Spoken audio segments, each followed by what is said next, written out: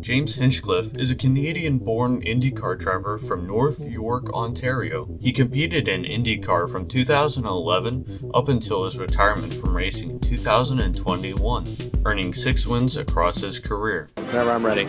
I'm never ready.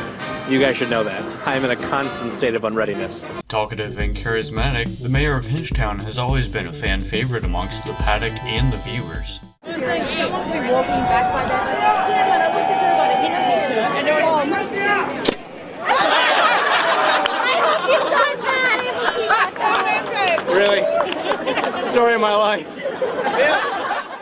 Even hosting a podcast with fellow driver Alexander Rossi, James raced with a pair of red gloves, honoring the legacy of the late Greg Moore, thus carrying on the mantra "Red Gloves Rule." In 2011, he earned a Rookie of the Year title after the points were rescinded to Kansas. He picked up the car that Dan Wheldon was tapped to drive before his tragic passing in Las Vegas.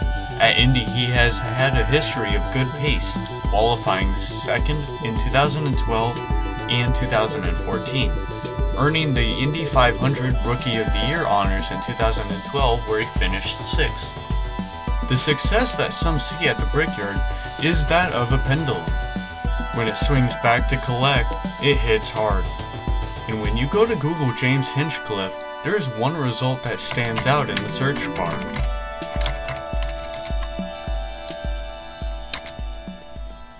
What happened? Monday, May 18th. After qualifying the car 24th on the previous day, Hinchcliffe experienced a suspension failure in the middle of turn 3 during practice, slamming him violently into the wall, crumpling the car. Heavily concussed and bleeding profusely, his situation was critical. Skipping the infield medical center, James was taken to the Indiana University Health Methodist Hospital immediately. The suspension piece impaled him in his femoral artery, and without immediate surgery, his survival would have looked bleak. By the time we reached the second floor where the operating rooms are, I couldn't feel his pulse anymore. Probably had maybe 1 or 2 minutes left before I lost even his heart rhythm. You lose a pulse on your way to the operating room. It's very seldom you get a person back like that.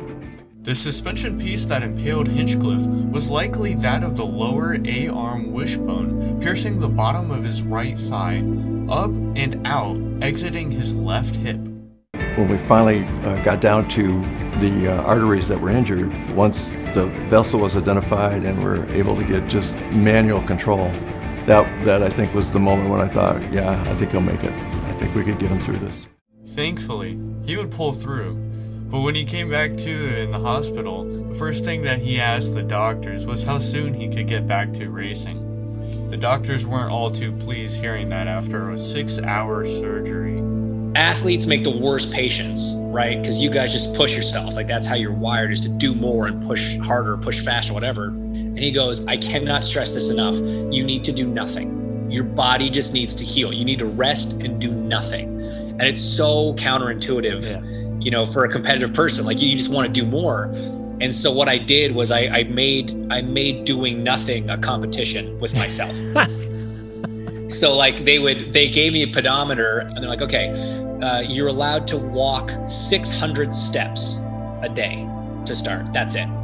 And I was like, okay, so like, we need you to get some blood flowing, but you can't overexert yourself. So I'm like, all right. So I put my pedometer on and I would get up and I would walk laps around my couch until I hit 600 steps. And then I'd lay back down on my couch and be like, okay. And I would plan my day, my meals, my bathroom breaks over like how I could move as little as possible and do as little as possible. And I could like rate myself every day on that. And as soon as I could like keep that competitive side of me somehow engaged by doing nothing, it was great and it worked well. And we were in a car 2 months sooner than the doctors thought we were going to be. Unfortunately, he would miss out on the rest of the 2015 season, striving to make a return in 2016 at the latest. Marking a year since his near-fatal accident, James would return to the Speedway. He had a point to prove, a fire to feed. The pressure?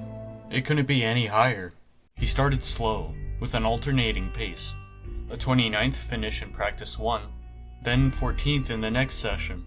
Repeating the same, placing 28th in practice 3, following it up with another 14th in practice 4. Then he stepped it up in practice 5, third fastest at a 231.9 mile per hour lap average. He may have some serious pace to contend for pole, although it won't be easy. He was the last to qualify in the Fast 9 shootout. It is all or nothing. He would have to beat Joseph Newgarden's 230.7 mile per hour lap average. Man has.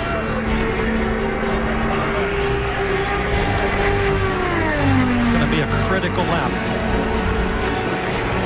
Let's see what lap 3 looks like as he takes the white flag. 1 lap to go. 230.7. He's going to have to do a 231 if he's going to get pole.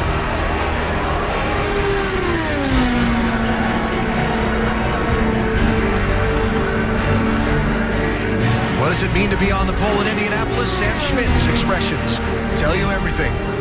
2 more corners for Hinch.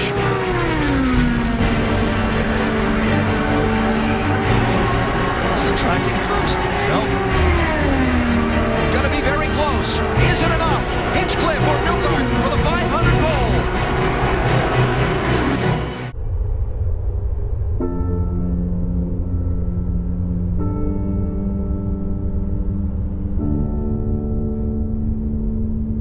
The Brickyard giveth, and the Brickyard taketh away. Nothing is guaranteed when it comes to the Indianapolis 500. It takes a unique breed of racer to shake hands with death, only to return for more.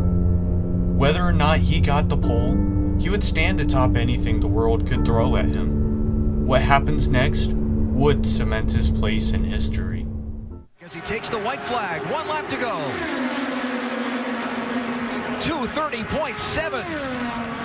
He's going to have to do a 231 if he's going to get pole.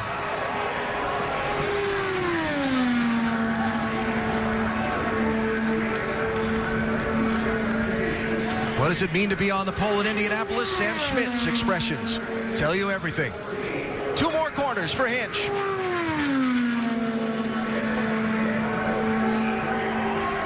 He's tracking first. No.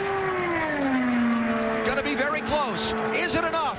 Hinchcliffe or Newgarden for the 500 pole.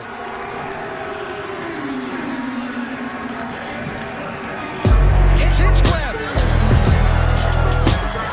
I was completely wrong. He didn't need to do a 231.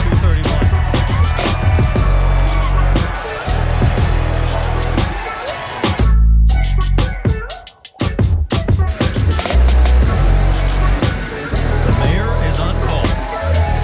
That's right. The mayor of his own town, he calls it being title. His town just went way up on the scale.